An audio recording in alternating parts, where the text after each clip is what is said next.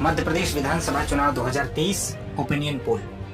मध्य प्रदेश का जो विधानसभा का चुनाव अगला होने वाला है वो 2023 में होने वाला है। 2023 कौन जीतेगा उसी के बारे में आज हम चर्चा करेंगे।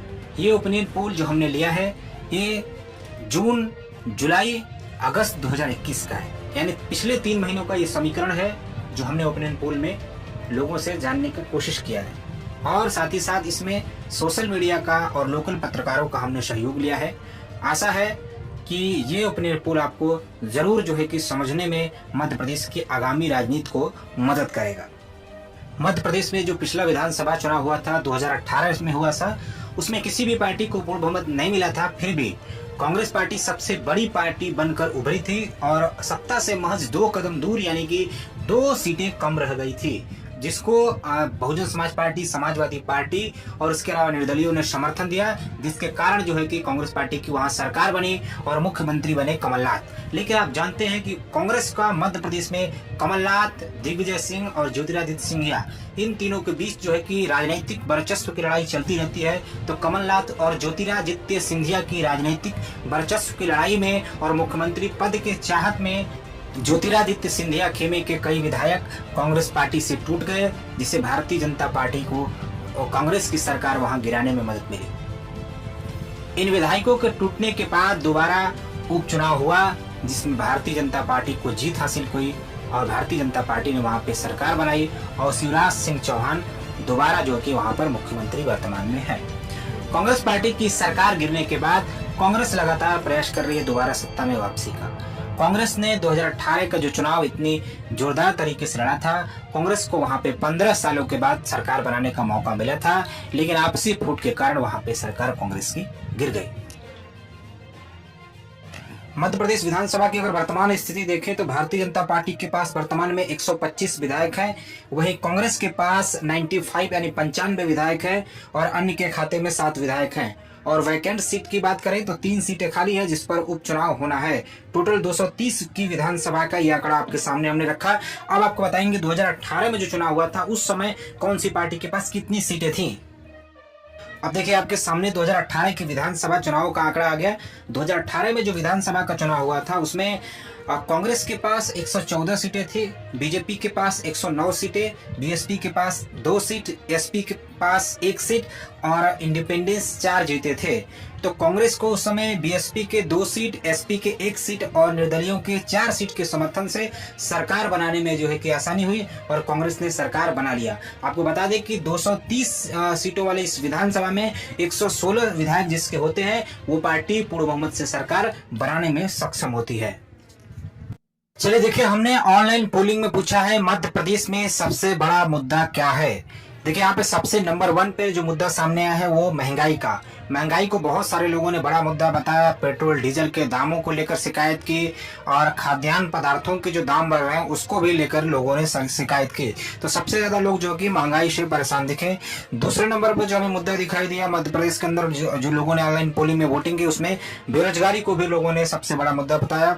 वहीं किसान आंदोलन का असर जो है कि मध्य प्रदेश में क्या आज की डेट में चुनाव हो तो पड़ सकता है, इसको लेकर भी हाँ कहा लोगों ने। और तीसरे नंबर पर किसान आंदोलन रहा। बिजली बिल से भी लोग काफी परेशान हैं, तो बिजली बिल का मुद्दा भी जो है कि सामने आया और अन्य स्थानीय मुद्दे जो है कि निकल कर सामने आए। तो देखिए ये मध्य प्रदेश के प्रमुख मुद्दे ये जो कि 4-5 थे जो वोटिंग में सबसे ज्यादा लोगों ने इन मुद्दों को गिनाया। चलिए अब हमने ऑनलाइन वोटिंग में कुछ सवाल लिए, उन सवालों के जवाब में देखिए किस तरीके के जवाब जनता की ओर से सामने निकल कर आया है। क्या आप मुख्यमंत्री के कामकाज से संतुष्ट हैं, पहला हमारा सवाल था। और इसमें देखिए यस कहने वाले 35% लोग हैं, यानी 35% लोगों का मानना है कि मुख्यमंत्री शिवराज सिंह चौहान के कामों से प्रसन्न है। वहीं नो कहने वाले 55% लोग हैं, यानी 55% लोगों को मुख्यमंत्री का कामकाज पसंद नहीं है। डोंट नो यानी जिनको कुछ भी नहीं पता ऐसा बोलने वाले 10% हैं, यानी कह नहीं सकते ऐसा बोलने वाले 10% हैं। नेक्स्ट जो हमारा अगला सवाल था वो था कोरोना से रिलेटेड। कोरोना में सरकार से पर्याप्त मदद मिली या नहीं। हमने ये सवाल पूछा था क्या कोरोना में आपको सरकार से पर्याप्त मदद मिली। देखिए यस कहने वाले 20%, नो कहने वाले 60%, डोंट नो कहने वाले भी 20% यानी कह नहीं सकते ऐसा कहने वाले 20% है। तो यहाँ पर भी नो यानी सबसे ज्यादा सरकार से असंतुष्ट लोग नजर आ रहे हैं मध्य प्रदेश के अंदर। अगला जो हमने सवाल लिया था, क्या मध्य प्रदेश में सरकार बदलना चाहिए। देखिए यहाँ पे इसका बहुत ही महत्वपूर्ण सवाल है ये। यहाँ पे यस कहने वाले 44%, यानी 44% लोगों का कहना है हाँ मध्य प्रदेश में सरकार बदलनी चाहिए। नो कहने वाले 38% है। 38% का मानना है कि नहीं, सरकार नहीं बदलना चाहिए, कह नहीं सकते, ऐसा कहने वालों का जो है कि 18% संख्या है। यानी 18% लोग ऐसे हैं जो बोल रहे हैं कभी कुछ कहा नहीं जा सकता। तो 44 और 38% यानी बहुत बड़ा गैप नहीं है यस और नो के बीच, और ये 18% जो कह नहीं सकते यही तय करेंगे कि मध्य प्रदेश में किसकी सरकार बनेगी। अगला सवाल जो हमने लिया है वो मध्य प्रदेश में लोकप्रिय मुख्यमंत्री कौन है। शिवराज सिंह चौहान, कमलनाथ और अन्य। शिवराज सिंह चौहान के पक्ष में 32% लोगों ने वोट किया है, यानी 32% लोगों का मानना है कि शिवराज सिंह चौहान जो है कि मध्य प्रदेश में सबसे लोकप्रिय मुख्यमंत्री हैं। वहीं कमलनाथ के पक्ष में 48% लोगों ने, 48% लोगों का मानना है कि कमलनाथ जो है कि मुख्यमंत्री का लोकप्रिय चेहरा है मध्य प्रदेश के अंदर। वहीं अन्य के खाते में 20% लोगों ने वोट किया है, यानी 20% लोगों का ऐसा मानना है कि कोई अन्य जो है कि नया मुख्यमंत्री होना चाहिए। तो यहाँ पे देख सकते हैं कमलनाथ की लोकप्रियता शिवराज सिंह चौहान से इस समय सबसे ज्यादा है। चलिए अब आगे बढ़ते हैं और आपको बताते हैं इस ओपिनियन पोल में कौन सी पार्टी को कितनी सीटें मिल सकती है।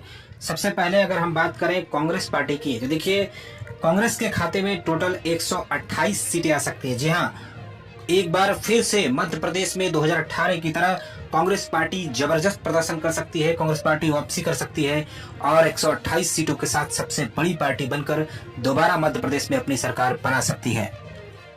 वहीं अगर भारतीय जनता पार्टी बीजेपी की बात करें तो भारतीय जनता पार्टी भी जबरदस्त टक्कर देते हुए 97 यानी लगभग 97 सीटें जीत सकती है भारतीय जनता पार्टी। बीजेपी भी अभी उतनी कमजोर नहीं हुई है मध्य प्रदेश के अंदर। शिवराज सिंह चौहान का चेहरा अभी भी भारतीय जनता पार्टी के अंदर एक मजबूत चेहरा है जो भारतीय जनता पार्टी को 97 सीटें जितवा सकता है। 97 सीटों के साथ भारतीय जनता पार्टी जबरदस्त टक्कर कांग्रेस को मध्य प्रदेश में दोबारा देने में सफल हो सकती है। अगली पार्टी की बात करें, अगली पार्टी है बहुजन समाज पार्टी। उत्तर प्रदेश से सटे इलाकों में बहुजन समाज पार्टी की काफी अच्छी पकड़ है। बुंदेलखंड में बहुजन समाज पार्टी का अच्छा वोट प्रतिशत जो है कि हमेशा रहता है। अगर हम बात करें बीएसपी की तो बीएसपी के खाते में एक सीट जा सकती है, लेकिन बहुजन समाज पार्टी को अच्छा खासा वोट परसेंटेज जो है कि मिलने की संभावना है। वहीं अन्य की बात करें तो अन्य कुछ छोटी पार्टियां और निर्दल मिलाकर के जो है कि 4 सीटें जीत सकते हैं। तो ये रहा मध्य प्रदेश